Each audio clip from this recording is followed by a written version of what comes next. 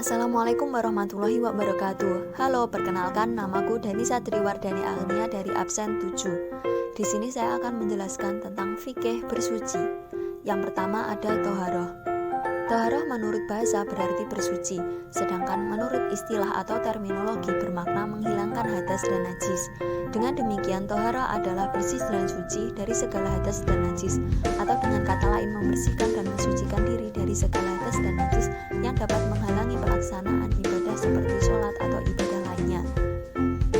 Yang kedua ada najis. Pengertian najis. Najis menurut istilah adalah sesuatu benda yang kotor yang mencegah sahnya mengerjakan suatu ibadah yang dituntut harus dalam keadaan suci seperti sholat dan tawaf. Macam-macam najis. Yang pertama ada najis mukhafafah atau ringan, yaitu najis yang diringankan seperti air kencing bayi laki-laki dan perempuan yang belum pernah makan sesuatu kecuali ASI. Cara mensucikannya cukup dengan membersihkan air ke bagian yang terkena najis sampai bersih. Yang kedua ada najis mutawasita atau sedang, yaitu najis yang berada di tengah-tengah antara mukhafafah dan mughaladah, dan najis yang keluar dari tubuh dan tubuh manusia kecuali air mani. Yang ketiga ada najis mughaladah atau berat, adalah najis yang diperberat seperti anjing dan babi. Cara mensucikannya lebih dulu dihilangkan wujud benda najis itu, kemudian dicuci dengan air bersih 7 kali dan salah satunya dicampur dengan debu. Yang ketiga ada hadas.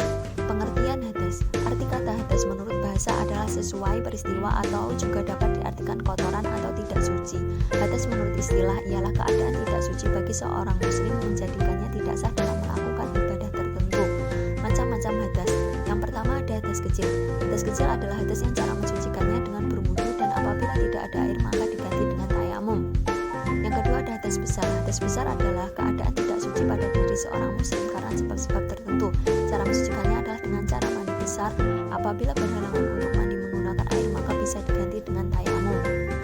Yang keempat, alat-alat bersuci.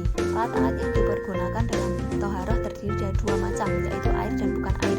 Air terbagi menjadi 5 macam. Yang pertama air mutlak atau air mensucikan, yaitu air yang masih asli belum tercampur dengan sesuatu benda lain dan tidak terkena najis. Yang kedua air makruh, yaitu air yang dipanaskan pada terik matahari dalam logam yang dibuat dari besi, baja, tembaga, aluminium yang masing-masing benda logam itu berkarat. Yang ketiga air tahir ghairu mutahhir, atau air ini hukumnya suci tetapi tidak dapat untuk mensucikan. Yang keempat air mustakmal. Air ini tidak halal untuk diminum dan tidak sah apabila digunakan untuk bersuci. Air semacam ini tidak dapat dipergunakan untuk toharoh. Yang terakhir ada air mutajjal najis, yaitu air yang tadinya suci kurang 2 kolah tetapi kena najis dan telah berubah salah satunya. Created using Powtoon.